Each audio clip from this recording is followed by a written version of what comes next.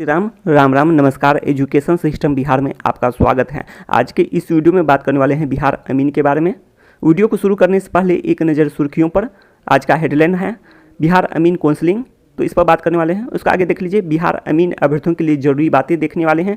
उसके बाद काउंसलिंग कब होगा, तो इस पर बात करने वाले हैं। तो कब होगा काउंसलिंग, तो ये बातें हैं। उसका आगे देख लीजिए न्यू डॉक्यूमेंट, तो इसको देखने वाले हैं। उसका आगे बात करने वाले हैं काउंसलिंग के लिए आप लोगों को कौन कौन डॉक्यूमेंट ले जाने हैं, तो इस पर भी बात करने वाले हैं। उसका आगे देख लीजिए कब होगी ज्वाइनिंग, तो इस पर बात करने वाले हैं। कब मिलेगा नियुक्ति पत्र, तो ये सभी बातें देखने वाले हैं। तो आइए वीडियो को शुरू करते हैं और जानते हैं विस्तार से। सबसे पहले आप लोग ये देख लीजिए, बात करें राजस्व एवं भूमि सुधार विभाग के अंतर्गत, तो 1767 पोस्ट अभी के अनुसार और पदों की संख्या में परिवर्तन संभव है, विज्ञापन के अनुसार बात की गई है। आप लोग देख लिए हैं। उसके आगे देख सकते हैं आप लोग पर्यावरण वन एवं जलवायु परिवर्तन विभाग के अंतर्गत बात करें तो अभी 40 पोस्ट हैं और पदों की संख्या में परिवर्तन बिल्कुल संभव है। अब आगे देख लेते हैं बिहार ITI के अनुसार बात कर लेते हैं और पॉलिटेक्निक के अनुसार बात कर लेते हैं। पहले अनुमान और तर्क के साथ जानते हैं काउंसलिंग डेट कब कब हो सकती है, काउंसलिंग कब तक हो सकती है बिहार अमीन की काउंसलिंग, तो इस पर बात कर लेते हैं। तो आप लोग ये देख सकते हैं बिहार ITI का, तो इस तरह से आप लोग अनुमान लगा सकते हैं। इस बीच में आप लोग की काउंसलिंग भी हो सकती है। तो ये सभी बातें हैं बिहार अमीन की, तो ये सभी बातें हैं। तो आप लोग देख सकते हैं यहाँ पर, तो यहाँ देख लीजिए सबसे लास्ट डेट देख लीजिए, आप लोग ये सभी बातें पढ़ लेंगे। तो ये है 9 से 18 नवंबर के बीच है, 24 ये सभी बातें देख चुके हैं। फर्स्ट राउंड है 24, उसके बाद ये सभी बातें आप लोग देख लीजिएगा। लास्ट में देख लीजिए, सबसे लास्ट में है कि 6/12 और 6/12 से लेकर 11/12 अर्थात दिसंबर तक बात की गई है इसमें।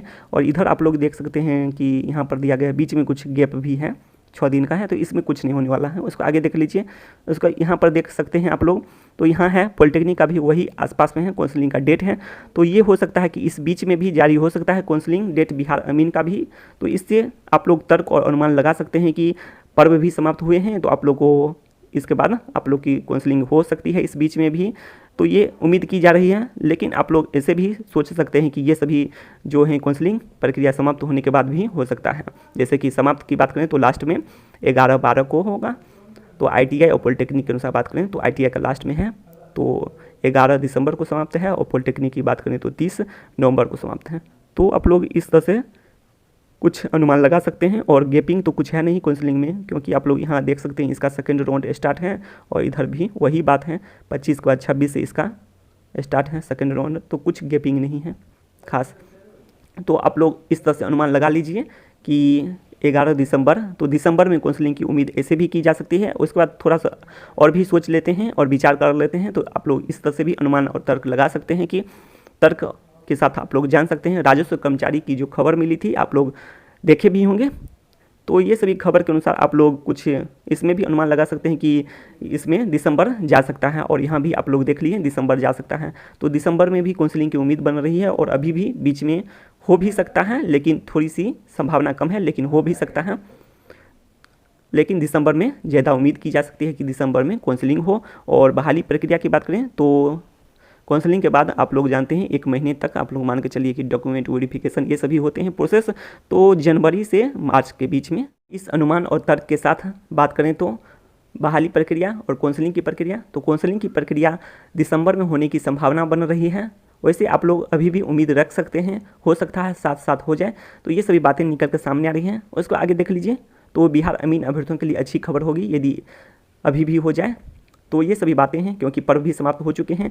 अब आगे बात कर लेते हैं कि बहाली प्रक्रिया की बात करें तो डॉक्यूमेंट वेरिफिकेशन के लिए बात करें, दस्तावेज सत्यापन के लिए आप लोगों को भी समय लगेगा। और समय की बात करें 1 महीना यदि लगता है, तो जनवरी से लेकर आप लोग मान के चलें मार्च तक उम्मीद रख सकते हैं नियुक्ति पत्र भी मिल जाए इस बीच। और यदि बात करें तो ज्वाइनिंग की बात करें तो ये सभी हो सकते हैं इस बीच में भी, जनवरी से मार्च के बीच में भी, नहीं तो मार्च के बाद भी हो सकता है, जैसे कि नए वित्तीय वर्ष में हो जाए ज्वाइनिंग। तो ये सभी बातें हैं। तो आगे देख लीजिए क्या होता है। अब आगे देख लेते हैं, काउंसलिंग के बारे में जान चुके हैं और बहाली प्रक्रिया ज्वाइनिंग ये सभी के बारे में जान चुके हैं। और एक बार सिटी मैनेजर के अनुसार भी बात कर लेंगे, जो कि वीडियो के लास्ट में बात करेंगे। और इसके बारे में पिछले वीडियो में बात भी कर चुके थे। तो ये सभी बातें हैं, कब तक ज्वाइनिंग होगा सो देखने वाले हैं। तो इससे पहले देख लेते हैं एक बार आप लोग को कौन कौन डॉक्यूमेंट ले जाने हैं काउंसलिंग के लिए। तो उसके बाद नए डॉक्यूमेंट भी देखने वाले हैं इस वीडियो में, तो आप लोग वीडियो में बने रहें। तो देख लीजिए, सबसे पहले आपको मैट्रिक और इंटर के अर्थात 10th और 12th का आपको अंक पत्र और मूल प्रमाण पत्र और साथ साथ आप लोग को प्रोविजनल भी ले लेना है। तो ये सभी बातें हैं। उसका आगे देख लीजिए, आप लोग पढ़ लीजिएगा।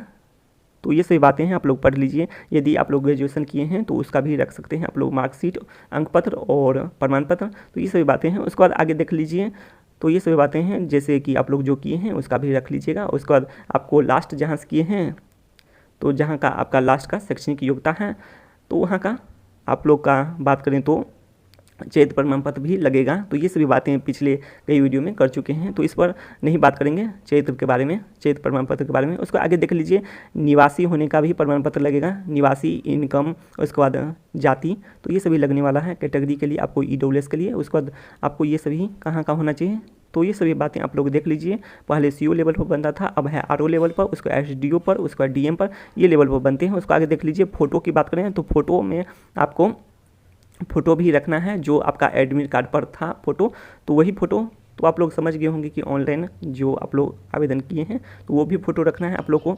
उसका ने भी रख सकते हैं साथ साथ।